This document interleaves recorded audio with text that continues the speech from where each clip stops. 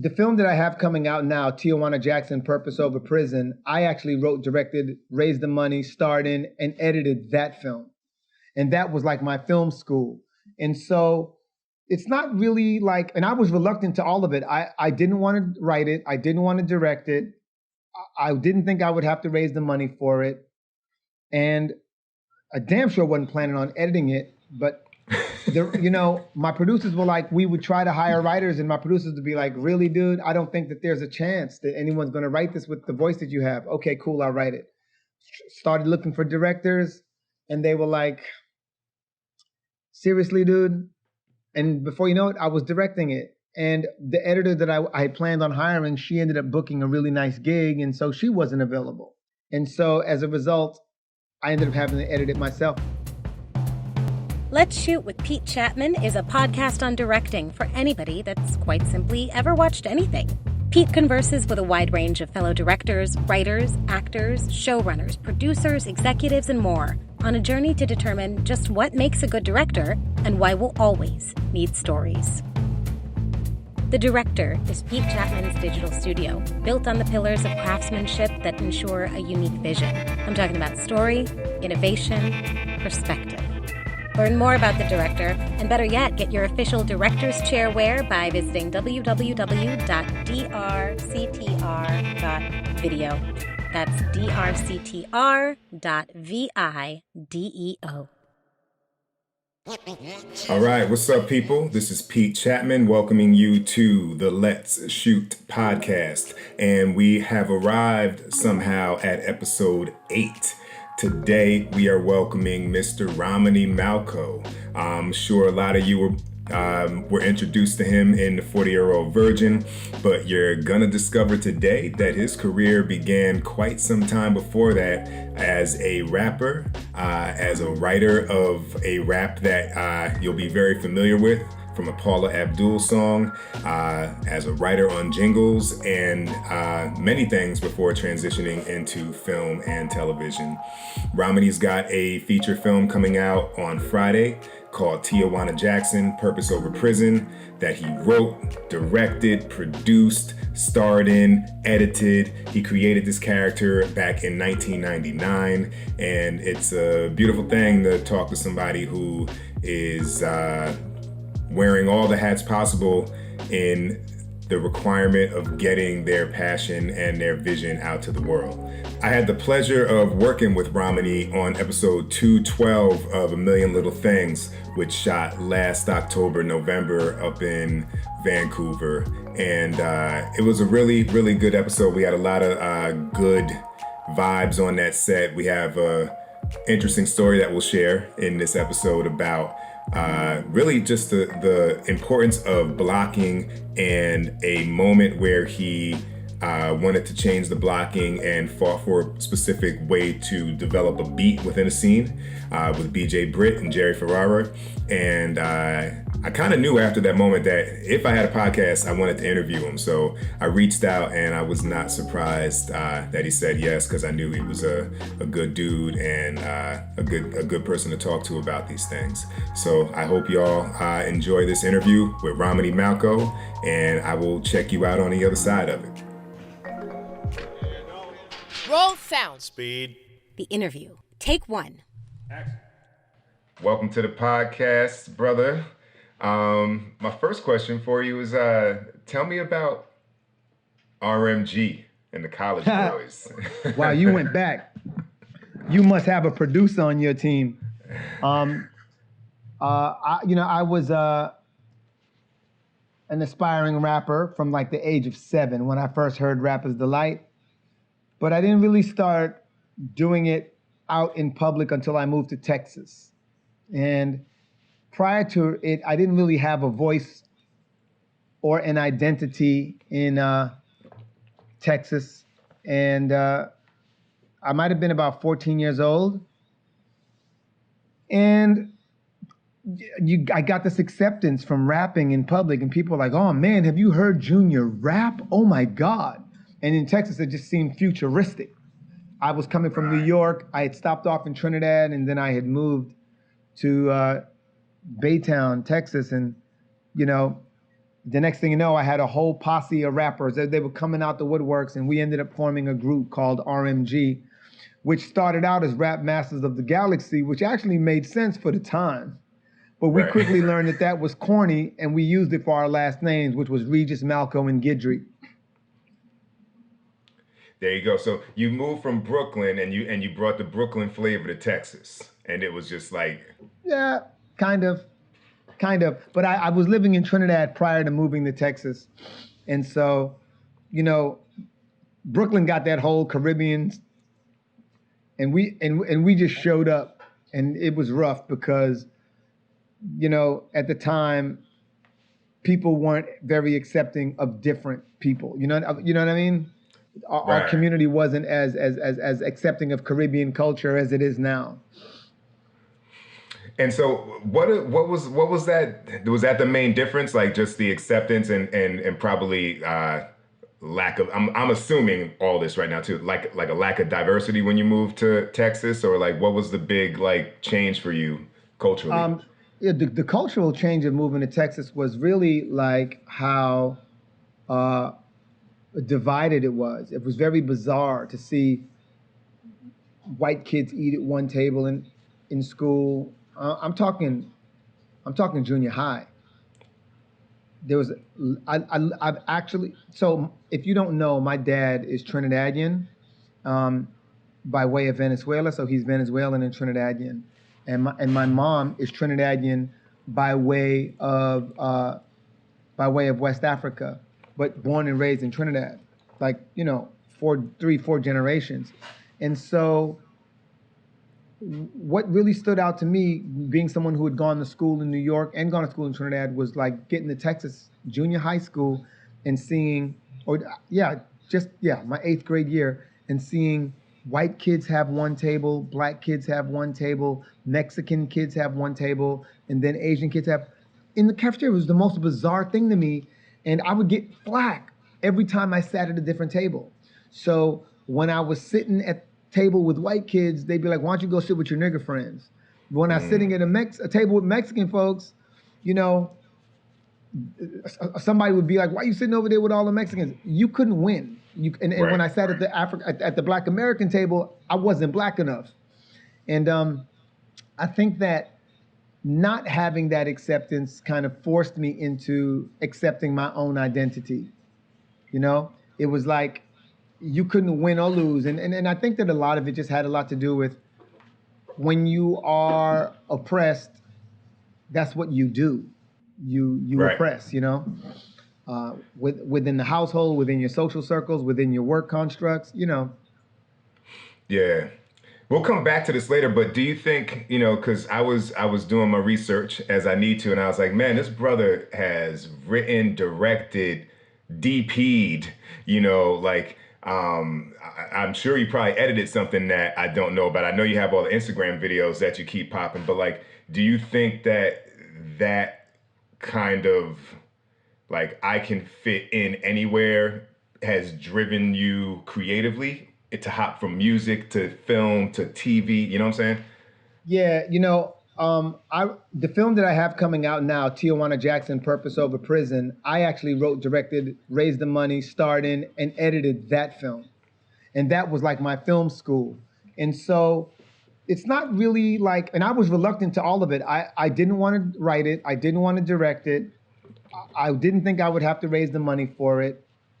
And I damn sure wasn't planning on editing it, but my producers were like, we would try to hire writers, and my producers would be like, really, dude, I don't think that there's a chance that anyone's going to write this with the voice that you have. Okay, cool, I'll write it. Started looking for directors, and they were like, seriously, dude? And before you know it, I was directing it. And the editor that I planned on hiring, she ended up booking a really nice gig, and so she wasn't available. Let me ask, was it gonna be Shannon? It was Shannon. Right at that time, she had booked Insecure. Uh-huh. I worked with her on Grownish. She's dope. Yes, I love that girl. Yeah. And so as a result, I ended up having to edit it myself, but I got a lot of notes from Shannon. Okay. And that's Shannon Baker Davis for people listening. And I think she just, I feel like she just cut Black AF. Yeah, for on Netflix with Kenya. she has. So that's dope, man. It's like, it's funny hearing the origin story because I even remember when I did A Million Little Things with y'all. I think somebody, maybe Rode, told me like you were the only one who knew how to ice skate. And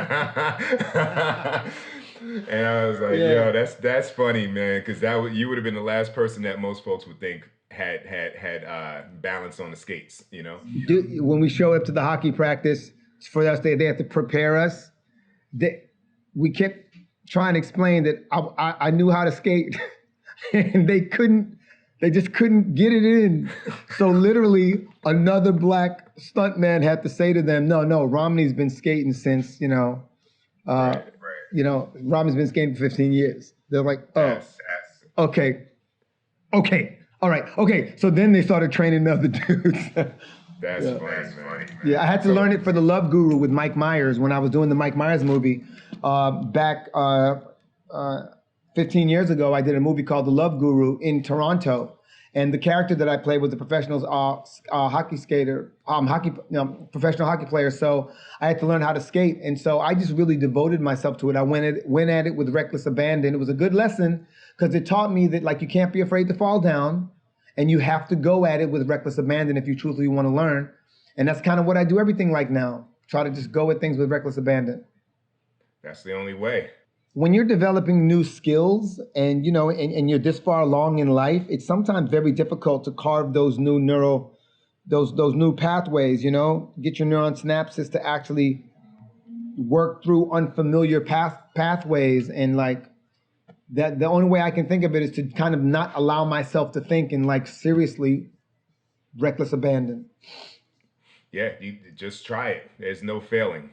Yeah. I'm gonna imagine that you said your mom was Trinidadian via by way of West Africa. Yeah. And then your father via Venezuela. I'm assuming there was a lot of oral tradition and good stories. Like, what was the first story that had an impact on you? I think one of the first stories that had an impact on me was that my great-grandmother was one of the first women to drive in Trinidad and Tobago. She was a playwright, she was a midwife, and a landlord. She did it all. And she was like just very respected and very well off and very wise. And she was also like, and she was Jewish at that. And I was like, hearing about her and her philosophies and her life was like very inspiring because it seemed so different from the life that we had been living, So it made me feel connected to someone because I had similar aspirations. Right. And so did that ever play in driving you toward, telling stories in music or seeking stories in TV and film, or was it just kind of like... No, because I didn't really hear about it until afterwards. It wasn't until later on in the game where something interesting where it's like when I actually started becoming more successful in film, actually in music and then film, that my mom started reminding me of these things. And the way that it even came up was, I had heard this stuff when I was younger, but the way it came up was we came across my grandmother's driver's license, my great-grandmother's driver's license. And then the stories in like, you know what? You're so much like your great-grandmother. And then we started going down the whole thing, and then the stories started coming back. But I think that just knowing that it was something that was happening or had happened within my family probably gave me a little added confidence. And also just being someone who grew up in a household where my family encouraged me contributed greatly as well.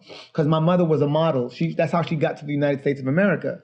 She won a modeling competition in Trinidad and Tobago, and they sent her here to compete. While she was here, she met my father. They had me. And so my mother continued modeling, but she would have me model too. I was this big. I was like a foot and a half tall, but I was out there modeling too. And, that just kind of acclimates you to the stage and I feel like this is great, man. I feel like this is like the Hustlers edition. You know what I'm saying? Just like like just free game on figuring out how to pivot and make transitions and go after what you want to accomplish. How did you make the pivot from music to TV? Well, it's weird. Or People music to film? from music to film. Well, that's okay. So let me go back. So I always did music, and then coming out of high school, not being clear on what I wanted, I joined the Marine Corps. And the reason I bring that up is because I know what a lot of people think of the military today. I believe there's good reason to justify your skepticism. We become more educated on who actually mobilizes our military. But I will say that being in the Marine Corps boot camp really helped give me this milestone in which I could refer a time that I had achieved or accomplished an amazing task, where boot camp was so physically challenging and so psychologically challenging. And I think that helped inform me moving forward. So I came from a fairly dysfunctional family. My parents were really young when they had me. And so that, though I had determination and drive, I didn't have direction. I didn't have the ability to truthfully focus and organize. And I feel like some of that was developed in Marine Corps boot camp. That reckless abandon was developed in Marine Corps boot camp. And so that put me into the music industry. And I quickly learned from the music industry that I was probably not going to do well there. It was making a huge transition into more of a gangster sound and gangster stories, and it just wasn't me. And I didn't feel happy when I toured. It always felt like a lot of dissing. The ciphers felt very negative. And I was just kind of like, I kind of think I'm done. And by that time, I had already started making jingles, and jingles were paying me more than rap was, right? And so that kind of helped cushion me. And then I finally just begged to get out of my record deal. They let me out. Now, how did you end up in Jingles? Because I feel like every question introduces a new field that you were in. How did that happen? My boy Nitro was producing jingles and producing music, and me and him had partnered up and started producing beats for like CeCe Peniston and stuff like that. We had produced CeCe Peniston, and he was doing it. He's originally from Brooklyn. But he had a partner in Connecticut. He did the music. She had the connects.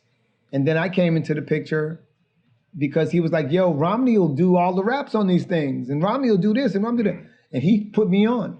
And we started having a blast making jingles. And the clients started requesting me, honey, you can go online right now and find Romany Malco in the Honeycomb commercial, whatever, Shack Attack commercials, all those things. Because the clients started requesting me, like, can we get Romany? I think it was more about the energy than the skill, as far as my participation goes. And then one thing led to the next, and the next thing you know, I bought him a deal where we were producing. I bought him, artists that we produced, and that was it. And then. But by that time, I was kind of done with being a rapper. Felt like I had outgrown it. I didn't want to be in that circle of negativity and scrutiny. And don't get me wrong, I like healthy competition. I don't like putting people down. I don't like chopping people down. I don't like critiquing people. And at the time, there was a lot of that in the game. And then the whole negativity of like, killing brothers and all of that and the gangster thing. I was like, that's some people's reality. And even though I grew up in the street, that ain't me. Right. How did any of these folks that you met along the way, like in music, for example, help like cheerlead for you or kind of introduce you to the transition to film? Or was it always like just a pivot that you figured out how to make happen? Kind of. After I did that, I started my first internet company. After I did rap and jingles. I started an internet company. And at the time, it was considerably successful for me. Within I don't know, man, within 3 months, I think I was making like $3,000 a month. And within a few months of that, I was making $250,000 a month in 1996, 97. So that was a big deal. That was a big deal for me. And so I thought that I would never be involved in entertainment again. And I actually got a phone call from a guy named Andrew Stephanopoulos, who worked at Virgin Records when I first signed there in 1989. And Andrew was now working with John Leguizamo. And John Leguizamo was doing a movie called The Pest, and he said that he wanted to rap like the animated cat for Paul Abdul. Well, coincidentally, when I was working at Virgin Records, I had written all that stuff for that animated cat. I'd written a bunch of stuff for the animated cat, right? And that's what he heard and wanted to do that. So he literally reached out to me, linked me and John Leguizamo, and John Leguizamo's wife, her name is Yelba. She was like, John, you hang out with comedians all day. Romany is funny as hell. What? Why can't he be in your movie? And so he asked me to audition, and I auditioned, and they called me back, and they called me back like 6 times. But then there's this thing called the mix match session where you kind of go off script a little bit, you swap, and I didn't have that experience. So I failed at that. And so as a result of that, I didn't get the job. But the casting agent went and told everybody that I was her favorite audition of all time. And so pilot season came around and Hollywood just started calling my house. It was like almost a year later. And Hollywood started calling, we want you to audition for this. And I didn't even have an agent. And a bunch of agents started, and when I told them that I didn't have an agent, they started calling agents and telling the agents about me. The agents started calling my house. And I ended up signing with a lady named Lisa DeSanto. And Lisa DeSante. And it's just because she just seemed to be the most genuine. Right. And that led to me becoming, an actor. That's crazy, man. That's crazy. That's crazy. Telling it to you, I'm like, this is going on too long. I love for folks to hear this because it's the biggest question that you get. Like, yo, how did you like, so folks be like, yo, how did you get into TV? I was like, let me tell you about this 16-year period, from 1999 to 2015. I'll run you through it, and none of it's going to be linear, Yeah. But you got to keep your eyes on the opportunities when they reveal themselves, and then you got to also just keep doing you. That's the key, man. So all right, so I'm assuming that kind of led to 40-Year-Old Virgin. Kind of. A friend of mine named Jesse Peretz, who I had made during the period of making commercials. That was my first introduction to any money on camera, was commercials. Well, he was an independent filmmaker, and he had made an independent film, which I loved, but it got no response, made no money. And he was in the process of making another independent film. And he was like, dude, it's going to be an improv film. I just need you to help me. And I wasn't even in the film industry, really. And he was like, I need you to help me audition people for this. And you're like one of the funniest, wittiest people I know, man. Just come help me. I was like, cool. So literally, I was on the camera side. Like, I was standing behind him holding the camera while he auditioned all these famous people that I had seen in Party of Five or had seen in these funny ass Holiday Inn commercials. And then that's how I met Paul Rudd, because he auditioned Paul Rudd as well. And dude, after Paul Rudd, he asked me, he said, who was your favorite? And I was like, no one comes close to Paul Rudd. No, there's nothing energetically like that on the planet. And he was like, okay, cool. So he went back to his producers and showed them the tapes, and then came to me and said, my producers wanted to know if you would be willing to play Paul Rudd's brother in this film. And I was like, oh, nah, no, I ain't gonna do that. Because this was my boy. And I know for a fact that I wasn't no actor. And so I didn't want to be the reason that he made another film that didn't succeed. You know how it is, you get a couple that don't happen and then you're all of a sudden in director jail. So I was like, nah, bruh, you're going to have to get somebody else to do that. And literally had to be like seriously persuaded into accepting that role. But that role of improving like that ended up becoming something that Judd Apatow saw. And that's how we called me in for 40-Year-Old Virgin. And this is you being Romany, like seeing the world through your eyes and giving the funny the way you see it working, like without having gone to, you know, a Meisner study class or, you know, anything like that. It's just all just natural. 100% at the time. Yes, at the time. After that, I was like, oh, I got to take classes. I got to learn the technical stuff, you know? But yeah, definitely. I was just winging it because I didn't know how serious the film industry was at the time. I was making commercials and making good money, and had a woman who was saying like, you know, I'm gonna make you famous, but take that stuff seriously. I was born in 1968. You know what I'm saying? Just the playing field is different. I was conditioned to believe the playing field was different for brothers, you know? Right. You know, there's something to say about, and this gets into a little bit more of a spiritual place, but like there's something to say about positivity and perspective, like emanating out and creating opportunities that you might not have expected as a return for the energy you're giving out. I don't even know if I'm making sense with that, but like, you know, I feel like it's like when people tell you smile when you're on the phone, because the person on the other end can feel it.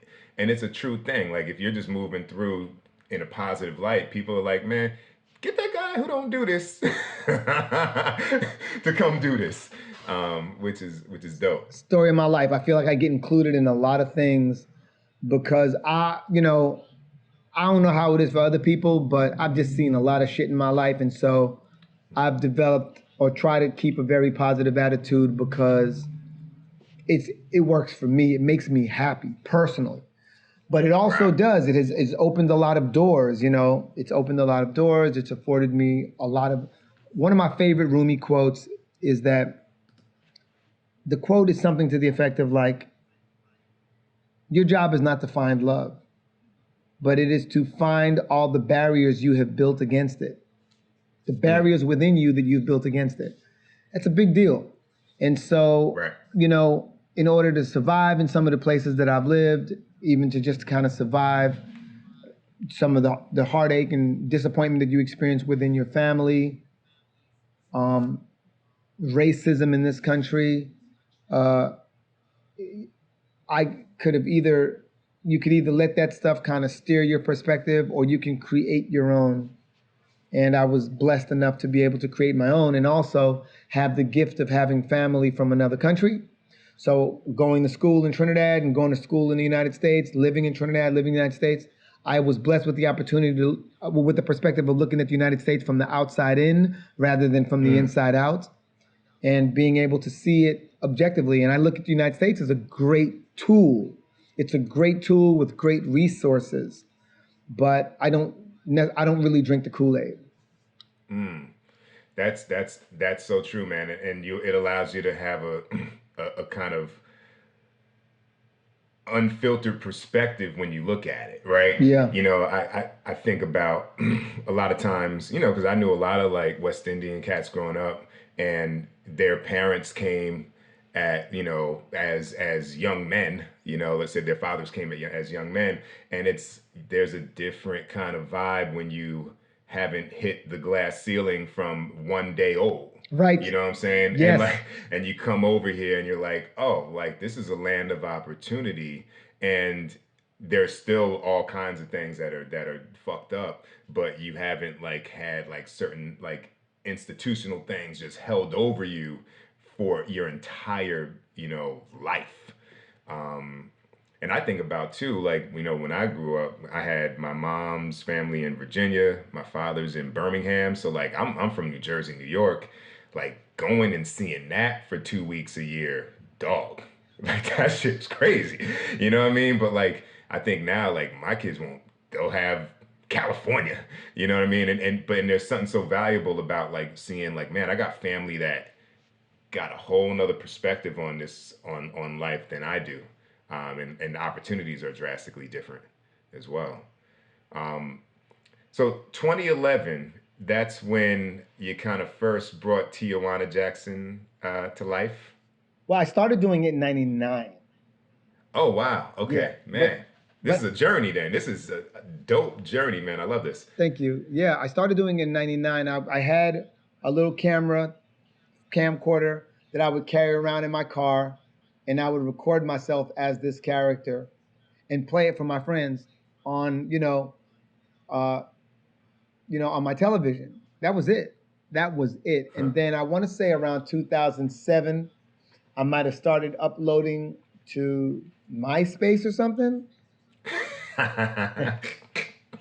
Was it MySpace? And then eventually someone was like, you got to put this on YouTube. And then like 2011, I think, is when the YouTube thing happened. And then the channel just started going. And the New York Times did a full page write-up.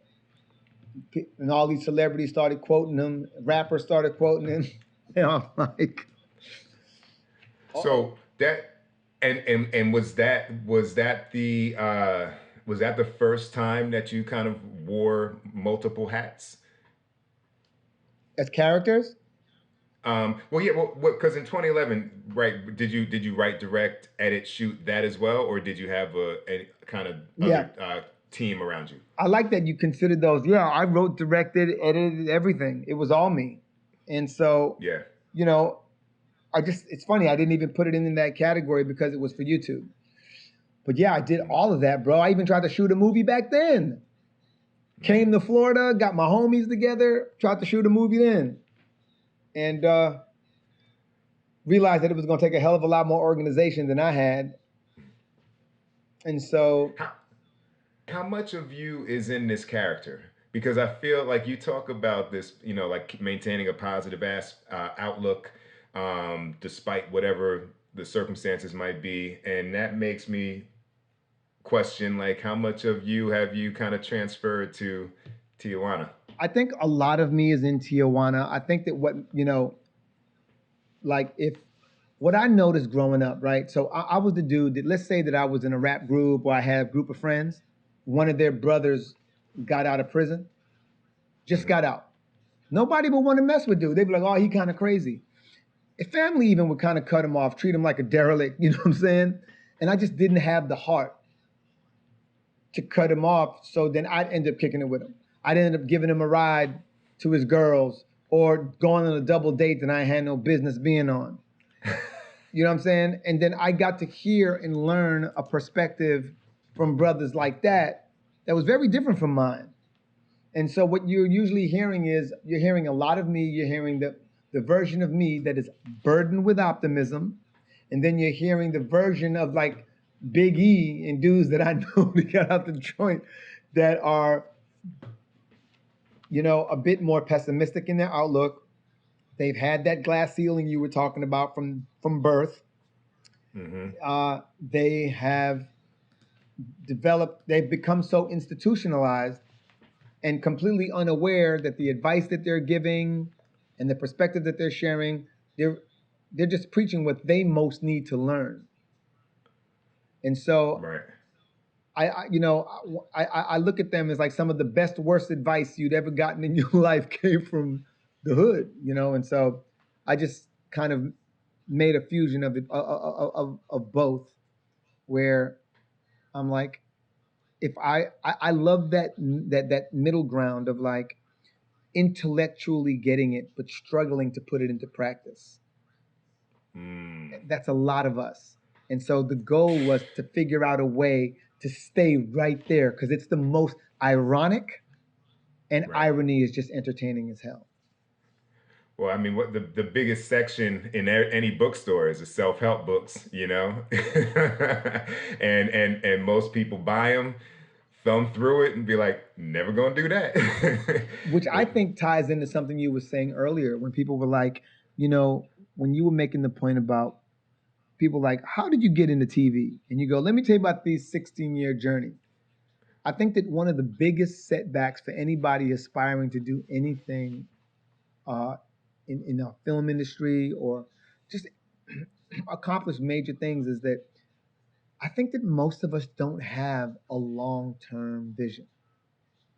I think, and I think so as a result of that, we we create a lot of that long journey. We end up creating a lot of narratives to convince ourselves that we're being singled out, or that we're being treated unfairly, or that the cards are stacked against you. And if you simply were able to understand that it was going to be a marathon, I think it would be a hell of a lot easier for people to deal with the challenges that occur over those 16 years rather than get discouraged after 16 weeks. oof, man, that's real shit, you know. And because look, like I remember this is it's kind of trivial, but I remember growing up, man, like when we would get Chinese food as a treat on Friday and want to eat it on Saturday, we ain't had no microwave. You had to recook that shit. Yes. You know what I'm saying? Like, and everything now is like you hit a button and it's like presto changeo, and people just don't. There's it's a microwave world, not a farming world, right?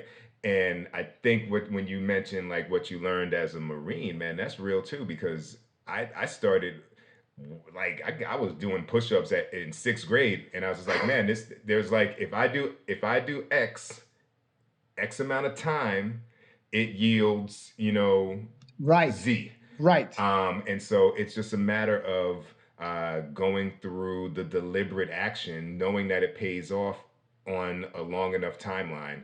And then in these creative endeavors, the challenge is that, like I say all the time, like if what we did creatively was like basketball, right? Where like I put up 20 points a night and 10 rebounds. I could do that at Essex County College in Newark, New Jersey, Division 9, and I would get drafted. Right. But when you're making films that people like, the audience, the power brokers might not look like you and might not find value in your voice and what you're putting out in the world, it might take you 16 years. It might. Yep. It might. And you said something that was really interesting. It's all actually interesting, but you sparked a thought when you said, I forgot. It'll come back to me. But just to piggyback on what you said, it's like this constant.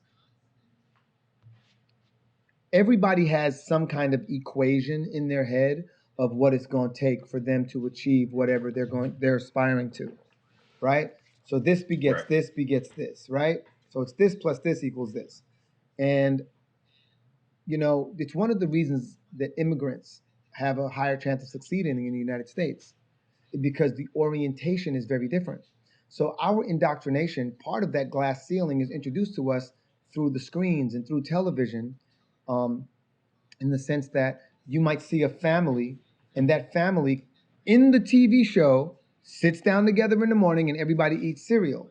Well, subconsciously, we're being programmed to believe that that's what we should do. We don't know this, but it seems Right. more normal. But living in Trinidad and Tobago, at least in my house, that was fucking ridiculous.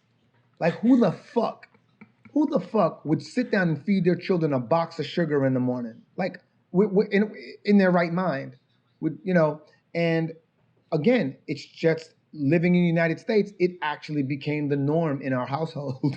You know what I mean? Wow. Yeah, it's the indoctrination. It's like this subconscious programming, and so I think that all the same applies in the way in which success is achieved. And back to why back to why studies show immigrants have a 67% higher chance of succeeding in the United States it's one of those reasons is that orientation is different. They don't have the same indoctrination. So their equation of what begets what is very different from someone who grew up, like you said, in the microwave, era.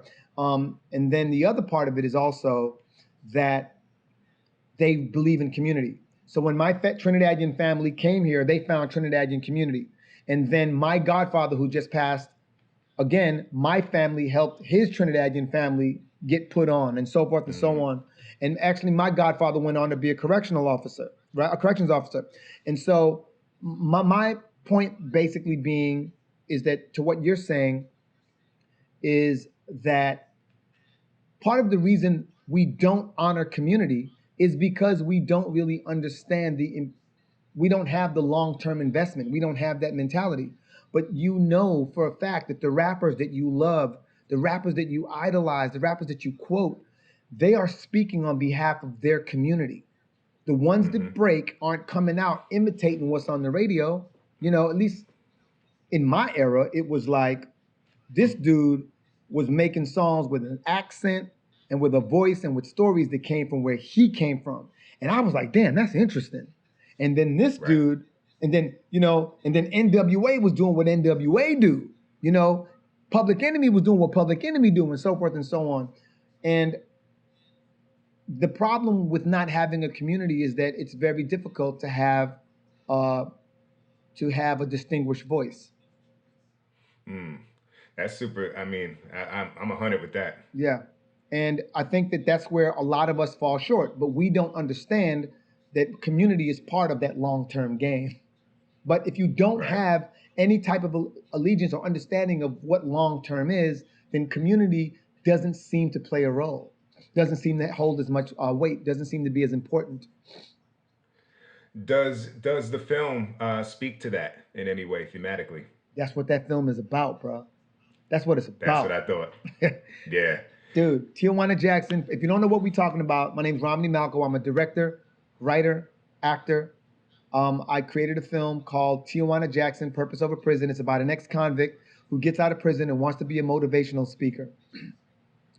And he's got these lofty dreams, but the stipulations of his parole says he got to get a 9 to 5 and show a check stub weekly or go back to jail. And so Regina Hall plays his probation officer who's trying to enforce these rules, and this character is trying to find a way to get around the system so that he can pursue bigger dreams for himself. He's got a bigger vision. He ain't trying to mess with this glass ceiling that the system has put in place for him.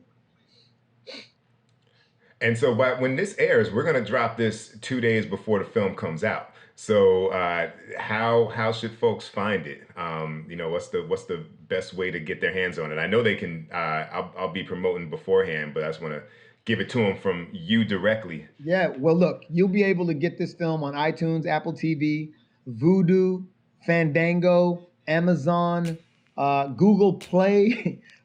Anywhere that there's a video on demand, you'll be able to find this movie. This is Rabia Rashid, creator of Atypical. Hi, this is Mary Rolick. I'm a producer. You're listening to Let's Shoot with Pete Chatmon. How to Succeed as a Creative Professional is Pete Chatmon's upcoming book about his journey as a director.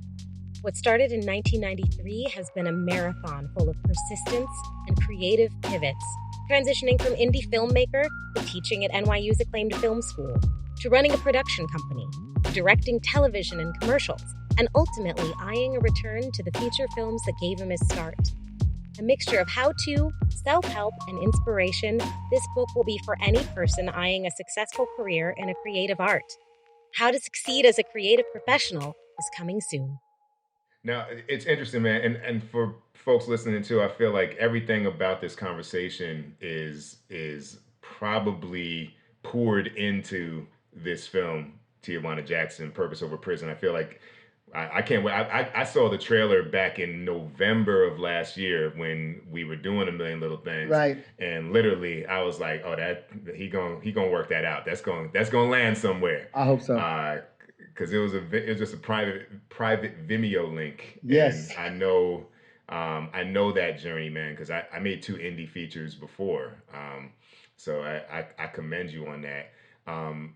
The question I have is, when you go from having worn so many hats, having been a multi hyphenate, is that challenging on a show like, now in the A Million Little Things world, where you have to kind of take all the hats off and just be Romany bringing Rome to life? Do you ever find that challenging? When I was younger, probably, but today, no, because I actually am grateful.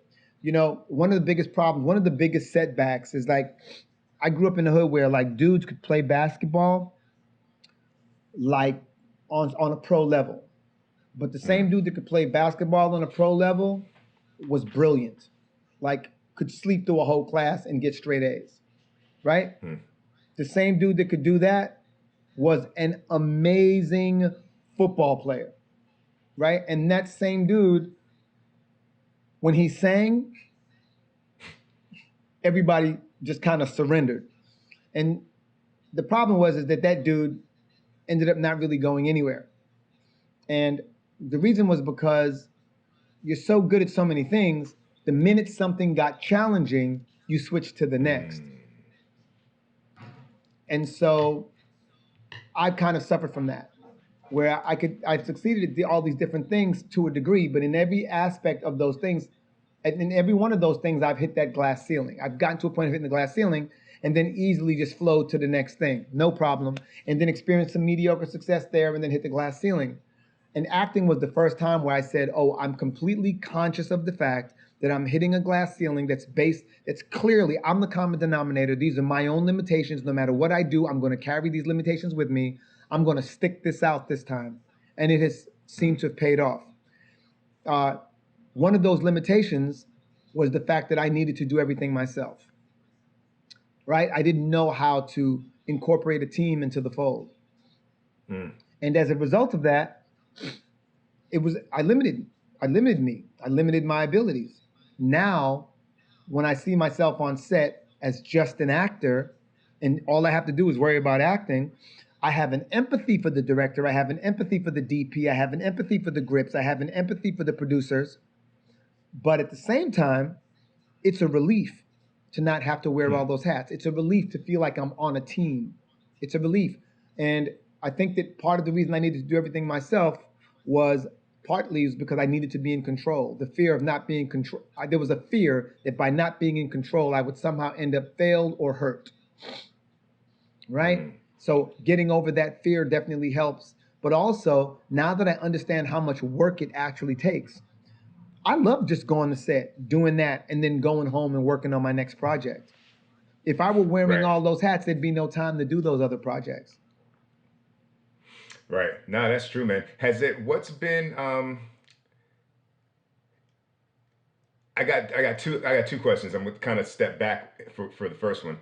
From the direction of Tijuana Jackson, what was like a moment where you said, as an actor who's been directed, right, where you said, I killed that moment. I directed that moment. That was dope. Like, whether it was a note you gave or a performance you elicited as the actor directing the other actor in a way. You know what I'm saying? Yes. Yeah. What does anything pop to mind? Yeah, man. Right away. So there's this young lady named Shannon Dang who hadn't really gotten her break at the time. She had been taking training with Leslie Kahn. So Leslie Kahn kind of teaches you more of a system for acting, more so than teaching you from the gut. And so I understood her technique because I had taken training for the gut, but I'd also taken Leslie Kahn's training as well. And so we were on set and we were doing a scene, and dude,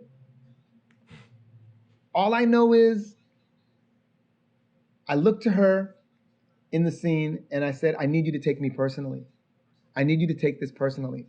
And it's a scene when they're in the bedroom. She showed up to do a 10-minute documentary, and her character was saying, thank you, we got everything that we need. We just need these waivers signed. And TJ's like, wait, you gonna end it right in the middle of the cliffhanger? You don't want to, he like, You don't want to see a nigga go from baboon to tycoon? And she was like, well, we have everything that we need. And so he kind of implies that, oh, wow, college has really conditioned you. You're sitting here with this great opportunity in front of you, and all you can think about is your 10-minute assignment. And they get into this debate about why is it that this dude, fresh out of prison, can see a brighter future for you than you can see for yourself. And you're supposed to be the educated one.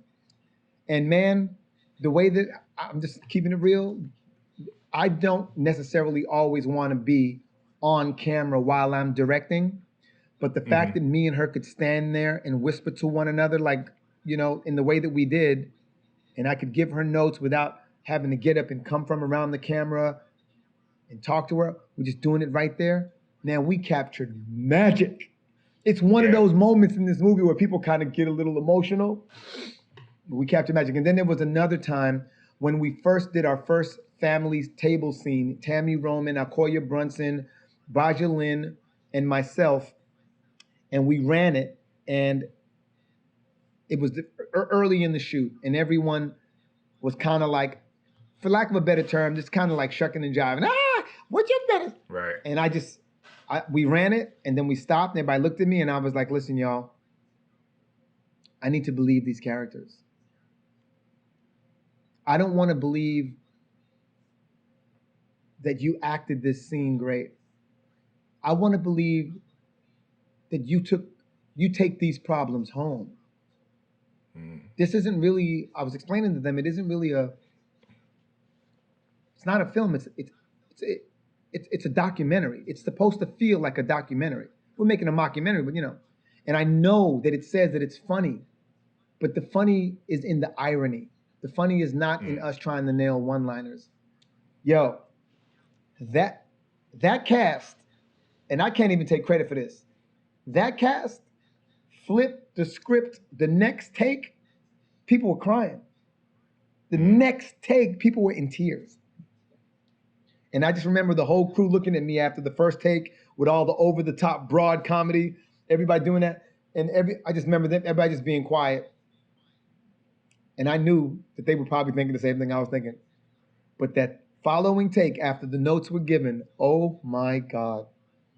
Man. Unreal. When you see it, you'll know it. I'm gonna hit you up after I watch that too. That's a beautiful thing though, man, because like, you know, like that's why you had to direct it.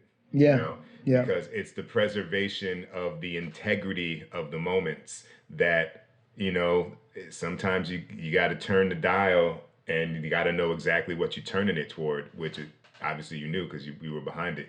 I also want to just, I don't know if we had a conversation after it, man, but I just wanted to shout you out and commend you on that scene in episode 212 of A Million Little Things that we did, where we had you had the inclination that Rome shouldn't sit when scripted. Right. And it was really like after all of these kind of shorts that he's been taking from Jerry Ferrara's character, and he's trying to, like, you know, make a movie about his life, and it's being stolen from him, and preserving the beat of taking a seat allowed Rome to maintain power while also maintain tension, while also maintain what the fuck is gonna happen. Yes. And yes. It was such a, like, you know, I mean, it became a conference call. Yeah. You know what I'm saying? But like, man, I am glad that you like went to bat for that moment, and then I joined with you on that, man, because I think that was the way that the scene needed to play. Thank you. Kudos to you for doubling down on that, because, you know, the directors, it's like a revolving door. We've got all these different directors coming in, and it's easy to come into a situation like that and feel as though, you know, taking a stance could create unnecessary conflict, or, you know, and so it was nice to be standing there with a Black director and the two of us asking. We weren't being confrontational, we were just asking, So this, let's be real. We're looking at this Caucasian writer, female, telling us, well, if you were standing up, I would feel intimidated. And to be able to be like, you probably feel intimidated right now. Right. Of course you would. But if you were a black man that had been through everything that that black man had been through to get to where he is, would you be intimidated? Especially if they did, in the discourse it was mentioned that they were college buddies. Would you? She couldn't answer the question. And to have you there reaffirm that and communicate it in a much more calm, you keep a more zen. I get a little worked up.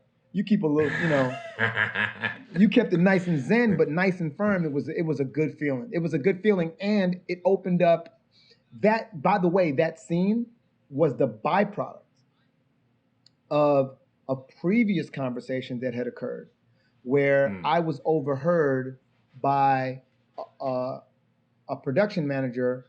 She heard me say that I was collecting a check, and she was like, "What?" And I was like, "Look, I'm not even ashamed to say it. The reason I don't do network television is because there's usually no representation in the room. And when there's no representation in the room, it's just a matter of time before my black character takes on the sensibility of a 55-year-old soccer mom." And I was like, there's no denying that since the show started to now, that's exactly what has happened with Rome. So I'm just collecting a check. There's no way someone's gonna look at a black man playing a 55-year-old soccer mom and go, I want to hire that guy for something. Other than the fact that he gets it. He understands, the shorthand of working on a set, the professionalism. So I might get hired for that, but there's nothing about this character that stands out. There ain't no awards to be won for this. And she was like, Romany, that's because of the fact that we don't have any black writers in the room and we don't have enough women in the room. And we need to have that discussion. And I kid you not, she had the showrunner, me, and her on the phone at 9 a.m. the next morning. And it was a Saturday. It was a Sunday because we were working on a Saturday. And we ended up talking for like an hour. And the showrunner was like, we dropped the ball. And so they were like, we're going to make this right. And that scene that you were directing was the beginning of them trying to find black writers and be more mindful. They're like, we dropped the ball, we're sorry. And then, they didn't come with we have a lot of characters, it's an ensemble cast. They were like, we dropped the ball.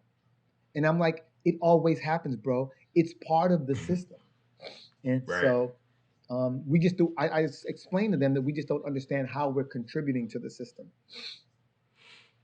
Right. Well, I mean, that's dope that you did that. The honesty of that is important, for other actors out there. It's a tough thing because, I was able to I was more in support of you, and because you have the place in that family to really have that heard. I've done that on some shows, and they're kind of like, "How about you figure out what the coverage is?" And so, that was dope. I was really happy about that, and then I was also happy about the final moment of when he calls BJ back up, and BJ calls Rome, and I'm sorry, I can't remember their character name. I remember their real name. But it was like, man, I think that the fact that he's got no money, there's no shame in it. It's like, I got my movie back. We about to go kill this shit. Like, are you in or not? And man, it was nice to kind of work with you on that. So I wanted to make that known. I got to jump in again. So we shot that scene, I think like 2-3 nights after we had shot the confrontational scene. Right. That night, after we shot the phone call from BJ, that writer, her name's Ashley, she comes up to me and she goes, I just want to tell you that you are absolutely right in your choice about where Rome should sit down. And it plays exactly as you said it would. And I just want to thank you because you actually make everything better. You make everything better. Thank you. That was very rewarding, and it felt amazing. And I never got to share that with you, bro, because you and me fought that battle together. Yeah. Well, that was dope, man. I'm looking forward to season 3. However, y'all figure out how to shoot that joint. They're kind of blazing the trail for how Hollywood will now continue to shoot uh, TV and episodics. Mm, Um, Believe it or not, there's a woman named Nina who is our production manager. She runs our, who's actually laying out the blueprint for how Hollywood will move forward, and she's on our team. dope. Straight up, yeah, man. I love it, man. Well, here we're turning the corner. I like to ask this question before I hit you with the lightning round. Um, if you had the keys to the castle and could change anything about the business, whether it's specific to acting or any of the hats that you wear, what might that be? Okay, there's no short answer to that, Yeah. but it would be the messaging. It would be the messaging. Like I explained earlier, is that there's this uh, ongoing uh, uh,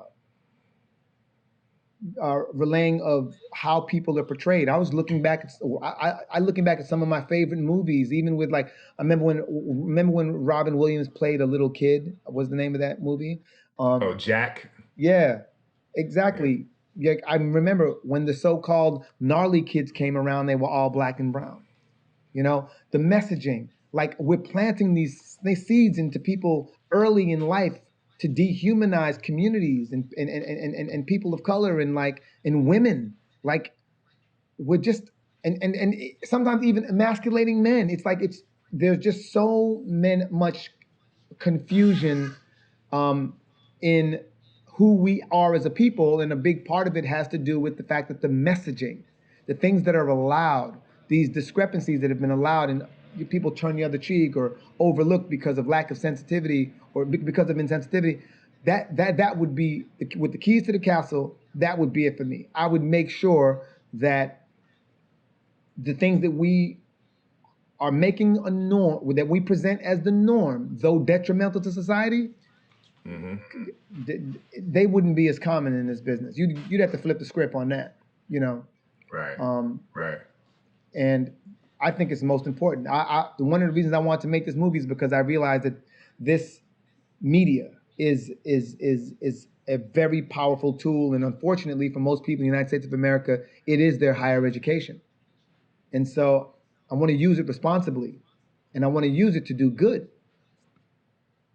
That's beautiful, man. Um, Lightning round. What are you binging in these quarantine times? I haven't been binging. What we've been doing is me and my daughter have been going through all the like movies that I consider amazing and classic. Like you have to see this, you have to see this, you have to see this, and the range is crazy. It's like One Flew Over the Cuckoo's Nest, all the way to Yeah. City of God, Pulp Fiction, District 9. You know what I mean? It's like, yo, we hopping around, yo. I'm like, you want to see a black love story? Bam, you got to watch City of God. Yo, you want to, it's like we all over the place. And so what we've been doing is we've been binging the classics. All right. That's dope. What 3 traits do you think someone needs to have to make it in this industry? You cannot underestimate the amount of hard work that it actually takes. I think that one of the biggest mistakes people make in this business is that they underestimate they underestimate how much work it'll take. And so when they start facing the challenges, the psychological challenges as well, they get discouraged and quit. No, that's actually par for the course. So one would be don't underestimate how much hard work it takes. 2 would be you really do need to learn your craft, hone in on your craft. You need to study, learn it. Because the beautiful thing about, even if it's just an acting class, as an actor, right? You're in an acting class. Every time you go up there and nail a scene, you might be terrible the first 6 months of acting class. You go up there and nail a scene. You're building a confidence you can't build anywhere else. So now you have a confidence in the cold read, and the cold read can get you the job. And you have to give yourself the opportunity to exercise that muscle. And then the third thing, which we already talked about, is that this concept of like blowing up instantaneously. Yo, this shit ain't TikTok, fam. This ain't TikTok. You know what I'm saying? It's gonna take a minute. True. True. And it ain't gonna be from a 10-second video. Or it might be, but good luck with that. Exactly. The bottom line of this is the film industry. This is an industry. You have to make money. You have to show that you can monetize the content, period. And it's messed up to say that, but when it really boils down to it, if you're trying to make the bucks, you got to show that you can aid in the monetization of content. Bam. And the last final question is, who should be our next guest? Who should be your next guest? Yeah. Wow. A lot comes to mind, bruh. But let me think about this. I would be interested. Damn, I got a few people on my mind here. Who do I want to go with? John Leguizamo, man. Okay. I mean, he got me started in this business, and he's dope. Oh my God. And before I met him, this is what's crazy. If you would come to my house before I ever met John Leguizamo, I would have had Spikorama or Mambo Mouth, two of his right. 1 hour playing in the background. And I would have paused our conversation from time to time to get you to listen to one of his jokes. Wait, hold up, check this out. Turn up the TV, play that for you. Right. Then we go back to doing what we're doing and I turn that down. I swear to you. Yeah, now he's dope. I used to see him walking around when I was working at NYU. I think he must have lived in the Village, and I would see him walking as I came off the PATH train, headed to Washington Square Park. That boy is, that right there, that boy is a beast, yo. Yeah. He gets a lot of love in our house. As he should, man. Well, I appreciate it, brother. Thank you for joining the pod. Always a pleasure to talk to you, and I cannot wait to watch the film. Everybody check out Tijuana Jackson, Purpose Over Prison. That's right. July 31st. It will make you laugh so hard, you're going to be embarrassed. Later, y'all. Hey, man, good talking to you, Pete. Likewise, brother. Appreciate you, Romany. Continue blessings. Yeah, man. What's up, people? This is Pete Chatmon. Follow me on Instagram and on Twitter via @PeteChatmon. Follow the pod on Facebook on our Let's Shoot with Pete Chatmon official page, and hit up our mailbag with questions, suggestions, or hey, donations if you're feeling like it via Let's Shoot with Pete Chatmon @gmail.com. And just in case you need to know how to spell it, that's Pete with the last name Chatmon. That was Romany Malco. Remember to go check out his film, Tijuana Jackson, Purpose Over Prison, in theaters. I think it's in theaters now, but it's also going to be, that's a 1-week run for those of you in select markets. But on Friday, July 31st, the film will be available online for everybody. So go check that out. Join us next week as we welcome Keith Powell. Keith is probably more known to folks as an actor from 30 Rock, but this brother is a prolific writer, director, quite the chef, and we're going to have an interesting conversation about this creative world that we navigate, where we try and wear as many hats as we can. So we'll continue in that conversation. I want to thank my team that helped put this together. My producer, Tristan Nash, my assistant producer, Jada George, and of course, our announcer, Kelly McCreary. And in the meantime, y'all, stay safe, stay blessed, and spread love.